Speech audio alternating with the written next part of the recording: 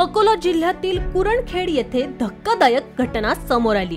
Police उपनिरीक्षकाला कारने उडवलंय। यात Borgaon Manju police ठाण्यातील पोलीस उपनिरीक्षक राजेंद्र मोरे यांचा जागीच मृत्यू झाला आहे।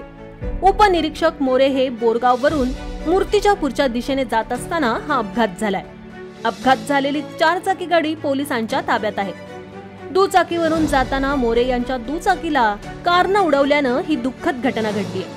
मोरे हे अकोला जिल्ह्यातील बोरगाव मंजू पोलीस स्टेशन येथे कार्यरत होते। घटनास्थळावरून मिळालेल्या माहितीनुसार PSI राजेंद्र मोरे बोरगाववरून मूर्तिजापूरच्या दिशेने जात होते। दरम्यान कुरणखेड येथे जात असताना आलेल्या भरधाव कारने त्यांना जोराची धडक दिली। ही धडक इतकी जोराची होती की ते रस्त्यावर जोरात आपटले। त्यात त्यांच्या डोक्याला जबर मार लागल्याने त्यांचा जागीच मृत्यू झाला। कार अकोल्यातीलच असून नागपूरवरून अकोल्याकडे येत होती।